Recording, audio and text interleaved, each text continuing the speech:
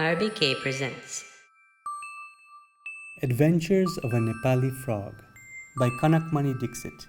Illustrations by Subhas Rai. Chapter 7. Trucking it north. Try Pokhara, Magar had said, and that had set the agenda for the frog. Some place a little less wild, where one's newly made friends were not dancing and joking one second and made into crocodile appetizer the next. Pokhara, the frog knew, was a valley just like Kathmandu, only shaped differently and somewhat lower in altitude.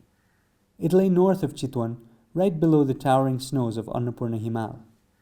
Bhaktaprasad, by now a seasoned traveler, decided he would stow away in a truck to Pokhara, for which he first had to get to Narayan Ghat. All the major highways of Nepal joined up in this bustling township by the river Narayani, and there would surely be a regular line of trucks headed for Pokhara. To get to Narayan Ghat, Bhaktaprasad rode under the seat of a micro, carrying some tourists back from the national park. It was already dark when they arrived at Narayan Ghat's busy crossroad. Mighty night buses, with mightier pneumatic horns, continuously screamed their way in and out of the junction. By morning, these buses would be depositing their passengers at far west towns, like Nepalganj, or at the eastern border point of Kakarbitta. Narayan Ghat's bazaar lights and floodlit billboards made it as if it were daylight.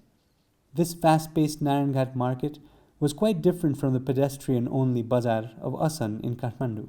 You could buy bigger things in Narayan Ghat than at Asan, the frog noted. From motorcycles to tractors, from hand pumps to electric generators.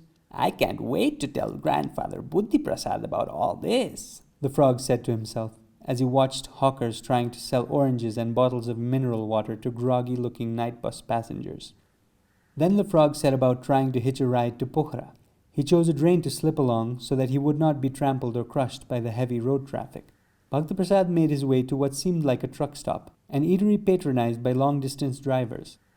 Bhaktaprasad entered the shack and crept under a bench so that he could listen in on the truckers' conversation. From the banter of relaxing drivers, he learned that a truck was about to leave for Pokhara. The driver of the truck in question was a lady, Phulmaya by name. From the conversation, the frog gathered that Phulmaya was the first ever truck driver in Nepal who happened to be a woman.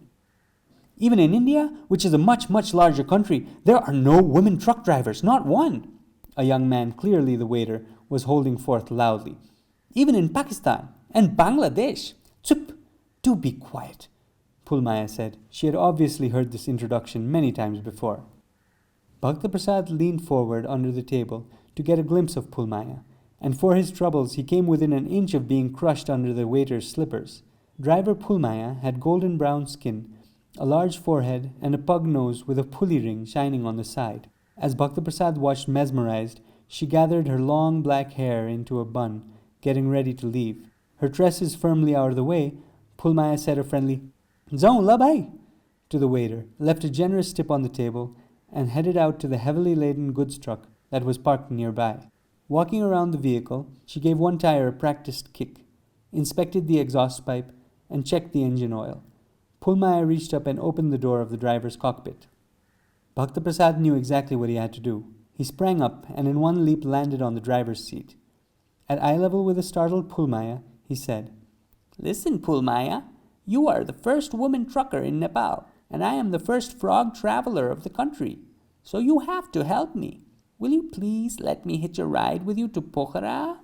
While clearly taken aback by the presence of a talking frog, Phulmaya was nothing if not adaptable to strange and sudden circumstances. This quick-wittedness, incidentally, is the mark of all good truck drivers. How interesting! An eloquent frog, an articulate amphibian.